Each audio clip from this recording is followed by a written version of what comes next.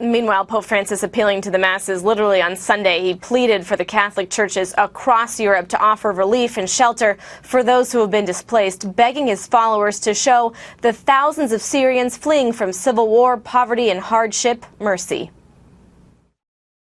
Rivolgo un appello. Faced with the tragedy of tens of thousands of refugees who are fleeing death from war and from hunger and who are on the road in the hope of a better life, the gospel calls us and asks us to show solidarity to the smallest and the abandoned and to give them a real hope. Now, the 6 Gulf countries, Qatar, United Arab Emirates, Saudi Arabia, Kuwait, Oman, and Bahrain, have offered 0 resettlement places for Syrian refugees.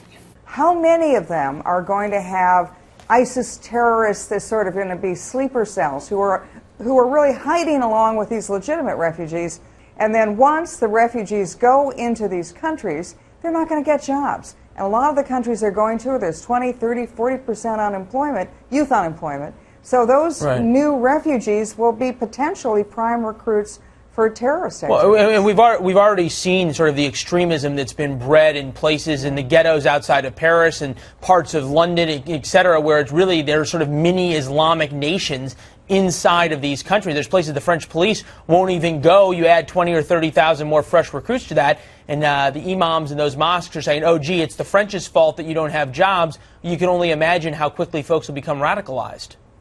Yeah, and Leland, you're not talking about 20 or 30,000. I mean, Germany alone is going to have 800,000 this year. Other countries are having 10, 20, 30,000. The larger countries are accepting that.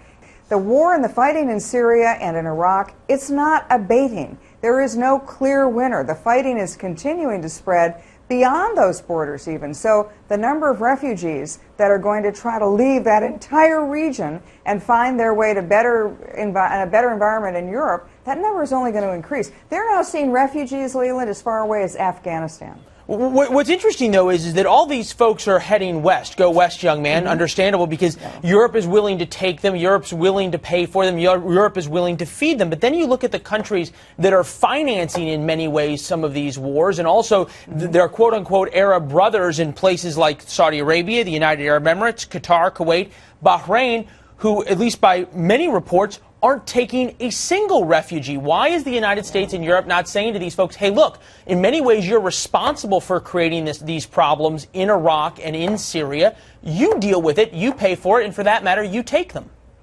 Yeah, I mean, that's the sort of unspoken thing that nobody's talking about and everybody should talk about. A lot of the initial funding, for example, from ISIS came from wealthy Gulf Arab families.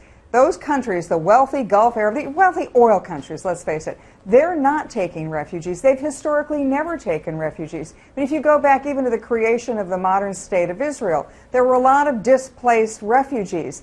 Were the Palestinians able to go to the Gulf countries? No, the Gulf countries didn't want them. They wanted them to be in refugee camps in the Palestinian territory. So that's the seed of that problem that they now have between Israel and the Palestinians. That was born 60 years ago because a lot of their Arab brothers wouldn't take them. You wonder now what problems are going to be growing as a result of their failure to take their Muslim, Arab-speaking Muslim brothers into their own neighborhood. So as we look at the map, obviously everybody is heading west. They're certainly not heading east into these other Gulf countries. One note from Twitter, my biggest concern with the influx of refugees to Europe are, quote, wolves in sheep's clothing hiding in the group that came to us, the very same point you made earlier.